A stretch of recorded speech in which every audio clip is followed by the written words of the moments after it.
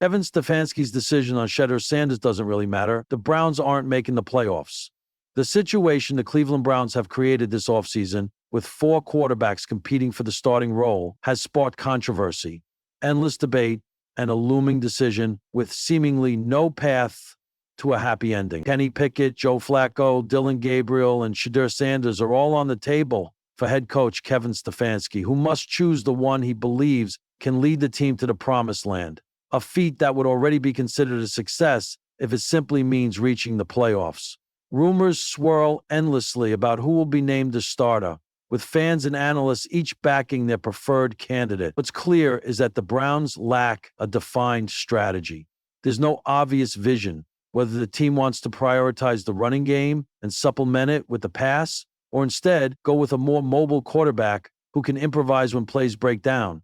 Everything feels chaotic, and while fans tired of the same old story hope for control and competence, the coaching staff hasn't yet proven they know what they're doing. Wide receiver Deontay Johnson, for instance, believes Kenny Pickett will get the nod, with Joe Flacco serving as a backup.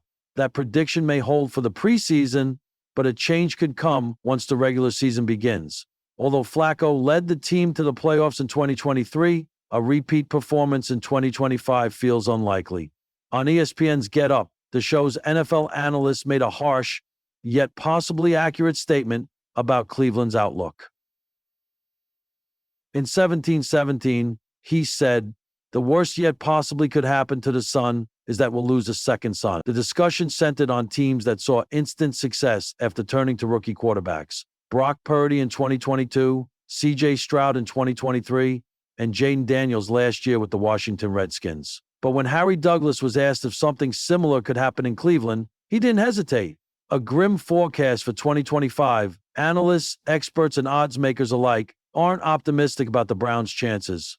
Most project them with few or no real hopes of making the postseason. In fact, some believe the Browns should lose as many games as possible to secure the No. 1 overall pick in the 2026 draft. But if that's the case, it begs the question, what was the point of this entire 4-quarterback circus? Cleveland fans certainly hope that won't be the outcome, and so do the quarterbacks themselves, whose careers, some nearing the end, others just beginning, could be seriously affected depending on how this season unfolds. Only time will tell whether this team has what it takes to turn things around, or if, once again, it all goes straight into the trash. In the grand theater of the NFL, few roles are more precariously performed than that of the head coach. Kevin Stefanski, the Cleveland Browns' stoic commander, finds himself once again under the spotlight, this time for a speculative decision about a quarterback who hasn't yet taken a professional snap, Shedeur Sanders. To outsiders, it's a headline worth dissecting, a conversation to fuel the 24/7 sports machine. Would Stefanski take a chance on Deion Sanders' son? Does he fit the scheme? Could he be the missing piece in Cleveland's long-lost quarterback puzzle? But deep down, in the fog of Ohio's football future, the truth is this. Kevin Stefanski's decision on Shedeur Sanders doesn't really matter, because the Browns aren't making the playoffs. Hope is a cruel dealer in Cleveland, always shuffling a new hand only to reveal the same losing cards. A promising roster? Sure. A once-dominant defense? Occasionally. A playoff-caliber quarterback? That's the question that never gets a definitive answer. And now, entering another season filled with more questions than clarity, Stefanski's seat gets warmer with each passing week. There's a certain poetry to discussing a draft prospect like Shedeur Sanders in the context of the Browns. He represents potential, charisma, and a college pedigree shaped by one of the sport's most magnetic personalities, his father. He also represents something the Browns have desperately lacked, an identity under center. But to place him, or anyone, into the toxic turbulence of Cleveland football right now feels less like hope and more like fantasy. Kevin Stefanski is a smart man.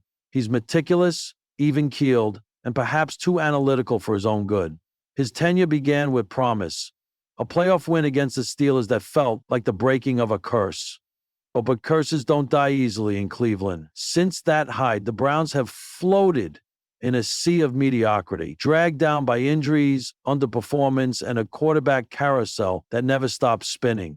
Even the acquisition of Deshaun Watson, meant to be the franchise-defining gamble, has felt like a misstep cloaked in controversy and inconsistency. The Browns bet big, but instead of rising, they've been stuck. held hostage by a system too rigid and a locker room too fragile to withstand the grind of a competitive AFC. So when the whispers begin about Shedeur Sanders and Stefanski's interest in him, they feel less like strategic speculation and more like escapism. If Stefanski is seriously eyeing Sanders, it's because his current reality offers little inspiration. But what does it matter? Because it's not just Stefanski who's lost in the swirl. The organization itself has become a lesson in how not to build a team. They have talent, real Pro Bowl level talent at key positions. Myles Garrett remains a force of nature. Nick Chubb, if healthy, is a bruising reminder of old school football. Amari Cooper, Elijah Moore, Jeremiah Owusu, Koromoa. The list goes on. The pieces are there, scattered like puzzle parts on a table nobody seems willing to finish. And yet, something's always missing. Chemistry, luck, leadership, vision. Choose your noun and you'll find it absent in some critical way. In this light, adding Shedeur Sanders to the Browns system feels like placing a diamond in a broken ring. The sparkle is real, but the setting is flawed. Here's the deeper irony. Even if Stefanski is pinning his hopes on Shedeur, he may not be around long enough to see the idea through. NFL coaching tenures are notoriously short, and Cleveland has never been a model of patience. A losing season, or worse, a season of irrelevance, could be his final act in orange and brown. So if Stefanski drafts Sanders, it might be for someone else's offense, someone else's vision, a quarterback picked not for system fit, but for narrative. Would Shedeur thrive in Cleveland? Would he survive it? That's harder to say. What we do know is this.